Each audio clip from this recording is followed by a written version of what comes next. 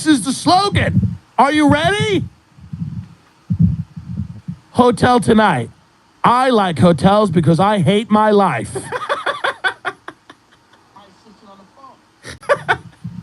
Hotel Tonight. Be a person for 24 hours. Be a person till 12 p.m. Maybe 1 if you get a late checkout. That's what you need to start marketing as. Are you disgusted with your circumstances, your decisions, your friends, your family? How about a little trip?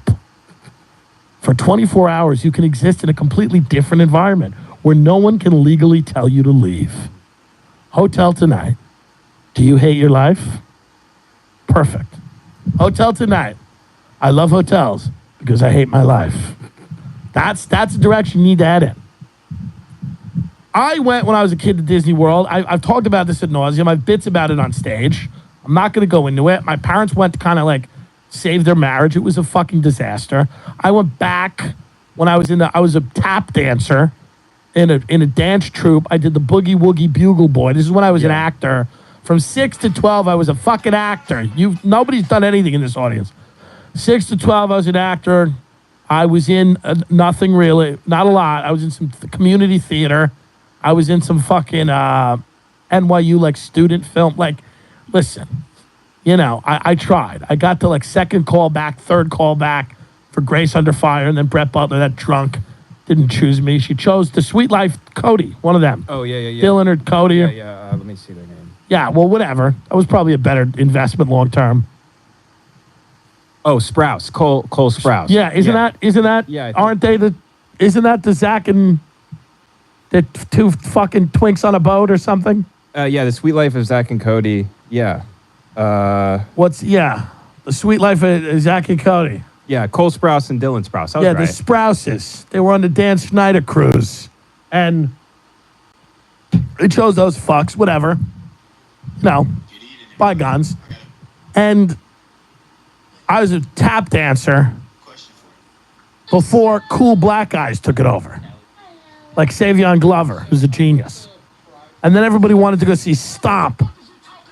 But before that, fat white men used to dance in this country. Like Jackie Gleason. This is why Trump got elected. Fat white men who were light on their feet used to dance. And people would love it. And the cool black guys started dancing. And then what are the white people going to do? They vote for Donald J. Trump. What happened was when I went to the Disney World, I thought we'd be in like a theater or something, And in the dance classes, there was me and there was one other fat kid. There was another guy and he was a fat guy. I don't even know if he was gay or not. I think it was sadder if he wasn't gay. But his name was George. And my dad had nothing to be masculine or competitive about with me. He was never like, oh, we weren't in sports, so he couldn't be like, we're going to kill the Tigers today or whatever fucking Little League team. So he's like, you're better than that fat George guy. He's like, you're a better dancer than George. I'm like, I know I am. He's like, you're going to I'm sure they'll give you the Bugle Boy. So that's all he can be competitive about with me, Poor guy. But, have more kids, you selfish boomer. I'm sure that if someone else would have came out, that would have been better. Point is, fat George didn't get it. I got it. I was a Bugle Boy, so I get to go down to Florida, with all these, like truly talentless, predominantly Jewish women. A lot of Danas, a lot of Rebeccas, and just, not good. So we go down to Florida.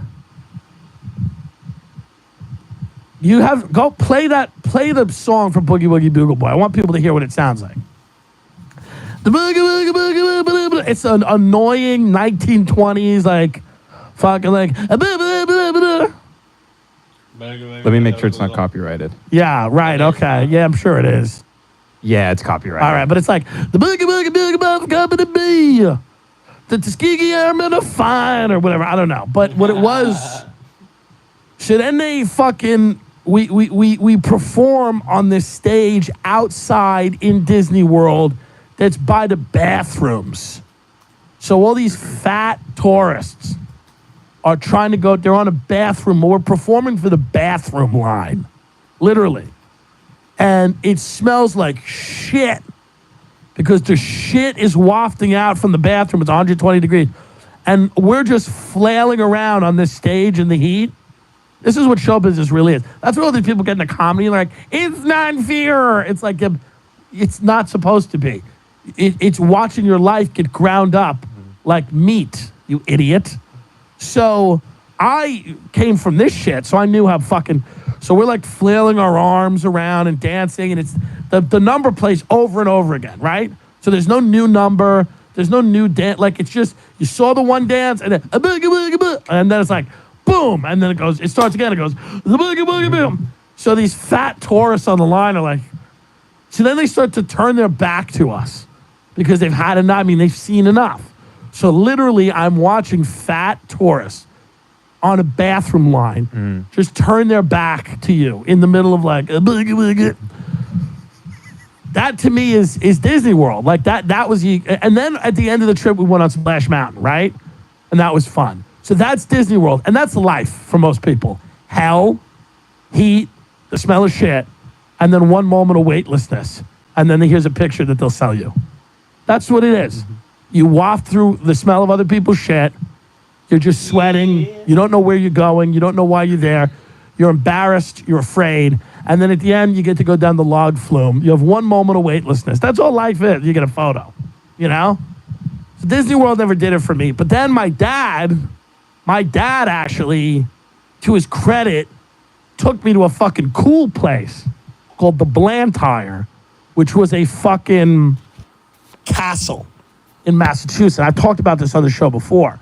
That I was into because we saw people that were working class get abused. And that made me and my dad happy because poor people love seeing other poor people get abused. And when the old woman was there, she's like, where's Maurice? I've done everything and all my planning has been with Maurice. I don't know who you are. Go and find him. Go and find. When you see an old woman with a chunky jewel necklace, throw her hand in someone's face, go from me now. Be gone. It's great. Okay? See, I haven't gone full Bernie, bro. and the Blantyre was cool. We went a few other places. We went to this place, the Chatham Sheep Herding Company. It doesn't exist anymore. That was cool.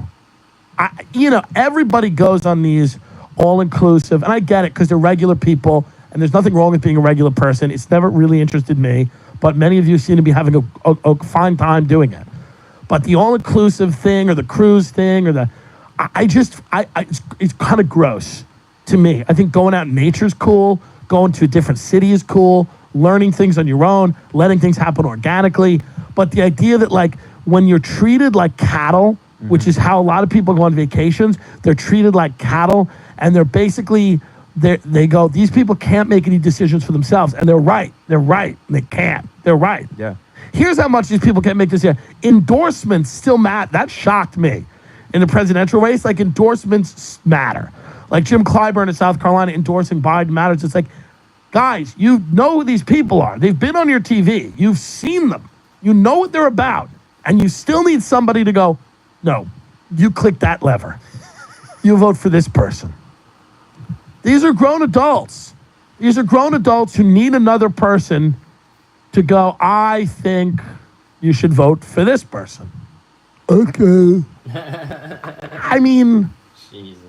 So that's my problem with a lot of these vacations is you just don't, you're not allowed, it's all, you're corralled into a group and you're like, here's what we're going to do. Here's what we're going to do. And I'm sure a lot of them are fun. Listen, I work a lot. I don't go out of time. I travel a lot for work. I understand that there's but to me, it's like, it's more fun. I think it's a much better story to go to a place with your fiance and you go on a vacation and then she gets kidnapped and you have to save her. And of course, you don't save her. That's Hollywood shit. She gets killed.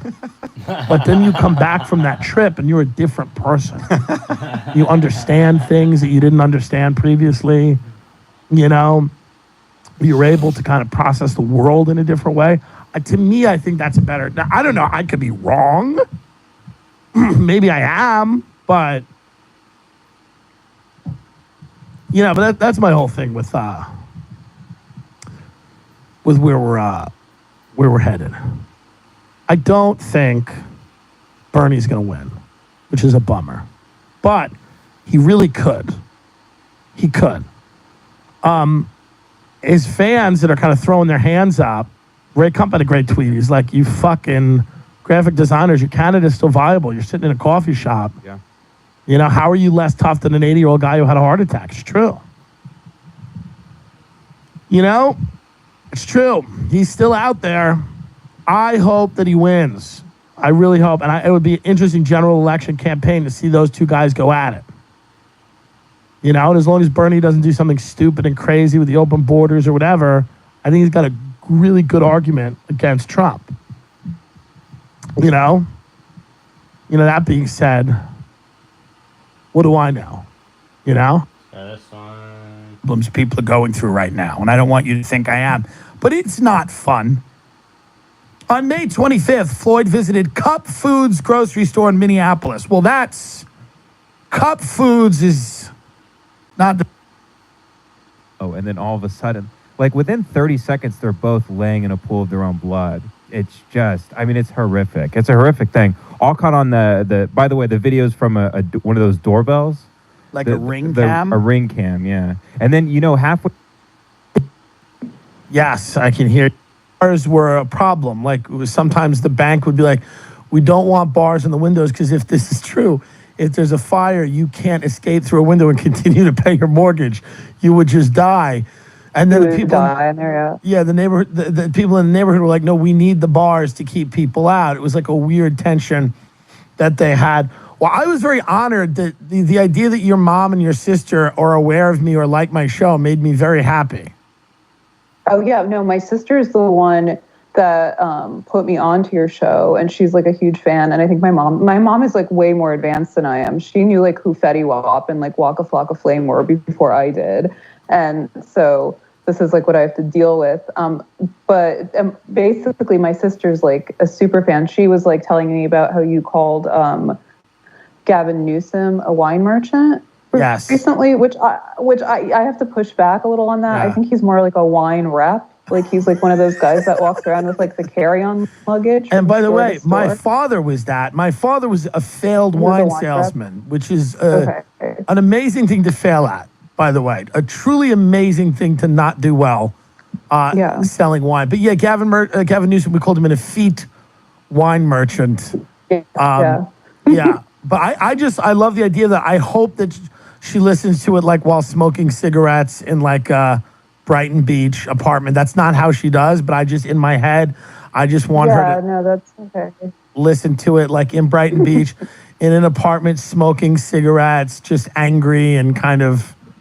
Like pacing back and forth. Yes. Yeah, cursing the gods.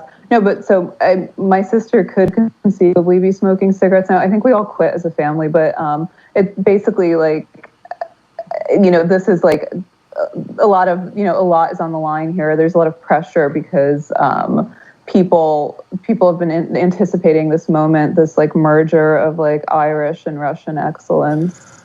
Yes. Like I also wanted to say hi to my gay best friend Dan Allegretto, who also put me on the show and he put me onto your show, and he's also the reason that I know Dasha. Oh wow! So yeah, that's Dan Allegretto for any deranged fans who might want to track him down and sex murder him. ALLE. Just. I love the people that are overly paranoid about. I was on Are you on Clubhouse? You want to talk about neoliberal hell, but I'm addicted to it. You got to get on Clubhouse. Listen to what Clubhouse is. It's all the tech people, all the venture capitalists, all the sales trainers, all the hucksters and gurus that sell motivational speech. I kid you not. They are all on Clubhouse, which is an app where we all talk to each other. And you listen to all of these people, and they're all in their element. And I troll on Clubhouse, of course. Like I make rooms like you could start a room, and like my rooms are always like, should I pay for my son's surgery or buy a Bitcoin? Or how do I become a cancer influencer? Can I build a brand while I'm in prison? Should women own Bitcoin? Very popular room I did the other night. Should women be allowed legally to own Bitcoin? And many people were, that was a real debate, but you would enjoy Clubhouse because it's, whatever this stage of decline that we are in as an empire, it is, Clubhouse is it. It's the app for the just complete and utter, I mean, it's just, Zuckerberg's on it. Every now and then he'll pop in. Like big tech guys will pop in. It's weird, but you've not got on it at all. No, I can't do another. I'm already like such a Twitter addict. I can't be on another social media platform. I'm like 35 years old. It's becoming undignified. Like it is showing undignified. my like tits in a full-length mirror. It's disgusting. I'm a bad person for doing that. But yeah, I don't know. Is my enemy Chamath on Clubhouse? I bet he is. So Chamath, is he on Clubhouse? He's got to be on I think he was Clubhouse. on there with Elon, yeah. I thought I was going to make a lot of money in GameStop and AMC, and I lost $1,800. I really believed this is why Irish people should not be allowed to use their own money. I literally should have to call someone to get approval to make any purchases. And so is my failed wine. Like a woman. What'd you say? Like a woman. That's It's not that you're Irish, it's that you're gay.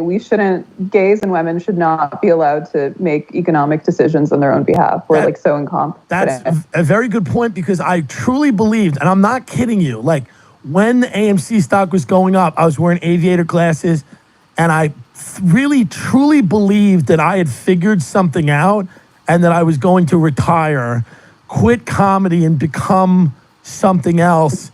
And I lost $1,800, and then that's it. But you had said something on the portal with Eric Weinstein, who's, I think he likes me now. He was mad at me yesterday. I think he's fine with me now. You said something really interesting about like identity being capital. Like we have this weird society where identity has become capital. I wanted you to kind of go into that, because it is very interesting now that we've ordered society in that way. Yeah. First of all, I want to say that you look like an angel who went to heaven. I don't mean that in a nice way, but the background is really blurry. Is that intentional? In the studio? Oh, it's just on the Skype. We edit everything in post. I'm edited out in post, and they put in an attractive black woman to do the show. Yeah. So Can you give me like bigger boobs? Yes, we're gonna give you make bigger, them really huge. I want them like resting on the table. We're gonna give you huge tits. We're gonna take you out of a cell, and we're gonna put a cigarette back in your mouth. How dare you quit? How dare you? I have to. I had to stop smoking and drinking. Okay. What do you mean? Define have to. I should probably just come. I have a sexually transmitted infection called, I'm like 8 months pregnant, so is that I true? had to stop. Yeah. Well, congratulations. Yeah. I mean, do people know that?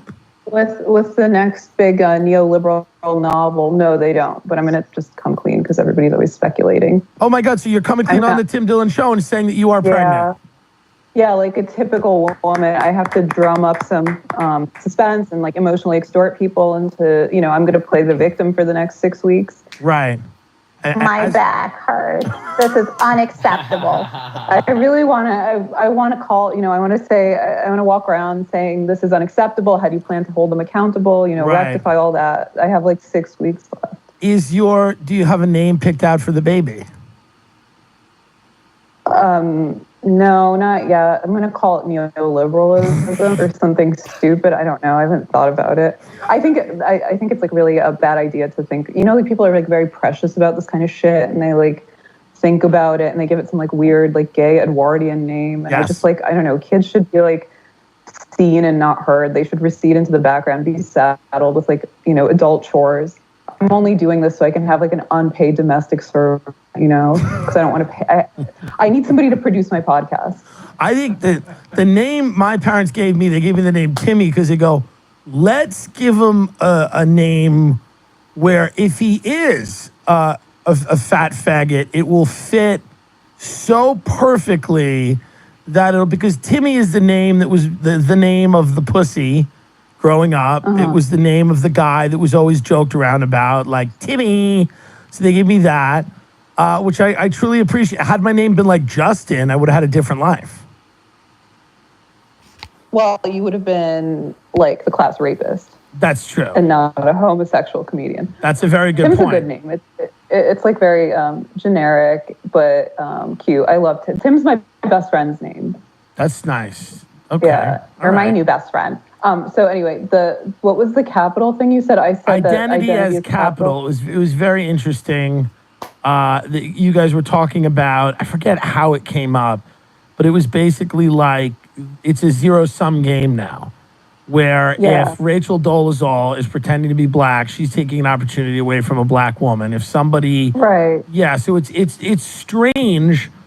How do we get out of this? I mean, is there a way out of this? Because all the things that you talk about, whether it's class critique or class consciousness, solidarity, it all seems to be completely evaporating into this kind of hellscape of, very strange niceties and pleasantries and fearful exchanges that people have, and nothing's really getting done and nobody's getting to the meat of any of the issues.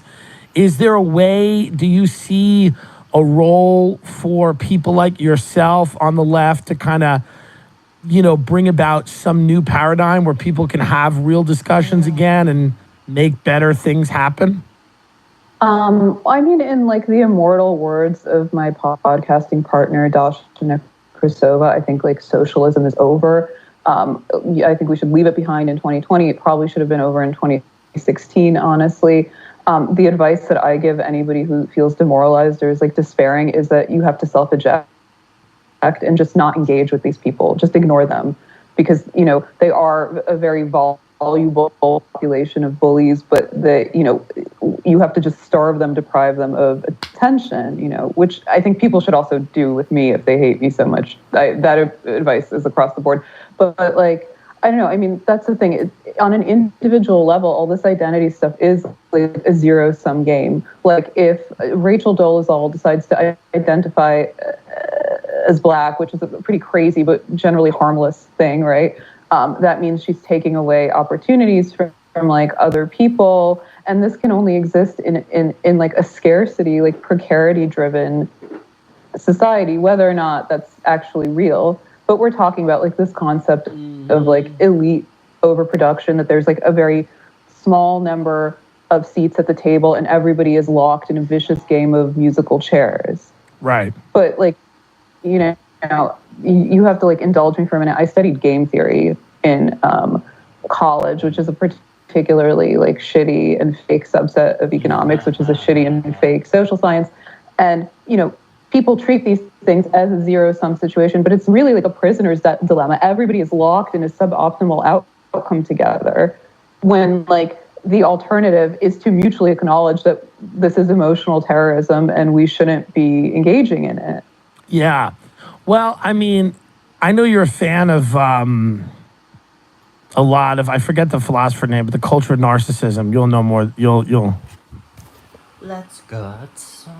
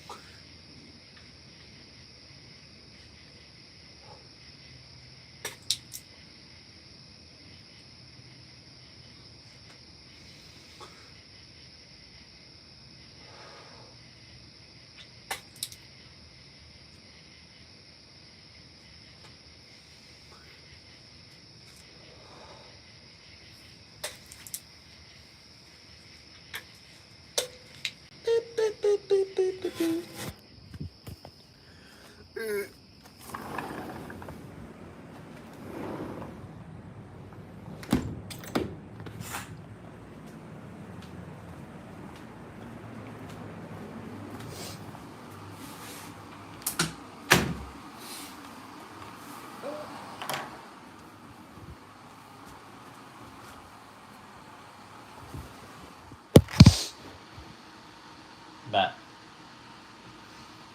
Lash. Yeah, we don't have to use the words neoliberalism or lash for the rest of this podcast. Well, I didn't even use the word I don't even know who it is. I just got Cliff Notes. My friend Ida Tavakoli, if you want to stalk her, is such a massive fan of Red Scare. And she's a very attractive woman who has been spending the last 8 months of her life following, because she's not working, so she's just following the stimulus. And she's become incredibly educated about like the laws and the Ways and Means Committee. And like she's so, because they just want the check, her and her boyfriend, whom I love, but they really just want that. Like they'll tell me, they'll go, 900 billion sufficient. We don't need the 2 billion. And I'm like, but they love your show and they love you and Dasha.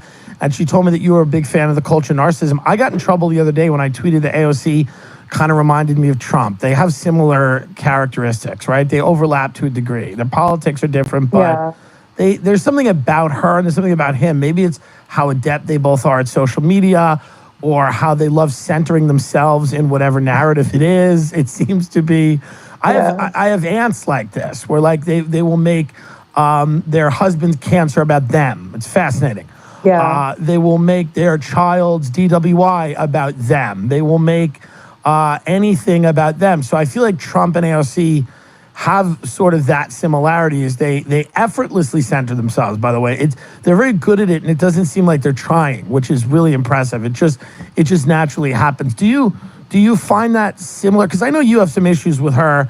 Is it part of that as well, where you feel like there's just a little narcissism there that needs to be reined in? I mean, my working theory is that we've moved from like Lash's culture of narcissism or narcissist society to the culture of BPD, or like BPD society. And I think like, this is extremely like reductive and rudimentary, but like BPD is just female narcissism. It's like inverse narcissism, making it about you in passive aggressive, like backhanded ways. And I think like, AOC is a master of this. And so is Trump, because he's really like our first woman and our first Jewish president. Like he has a very kind of feminine vibe about him. He's a yenta. He's too much of a gossip and like a pog, right? I said this before, to be like a true authoritarian fascist. My hunch is that AOC and the squad are far more, they're representative of a far more like authoritarian personality type. But they are these women that like, I mentioned to you, who love to talk about holding people accountable and like, this is unacceptable. How do you plan to rectify this? And I think AOC is a totally Trumpian formation. Like she couldn't exist without Trump. They have the same posters mentality, right? They have the same grasp of social media. As you said, I think her sense of humor and her sense of comedic timing is worse than his, but they're kind of cut from the same cloth. Yeah, I mean, she's nowhere near as funny. He's brilliantly funny in a way that he doesn't know he's being funny, which is often when I'm obviously a comedian, and like I've seen a lot of people in the comedy world that are incredibly unsuccessful at the business of comedy, but happen to be very funny people.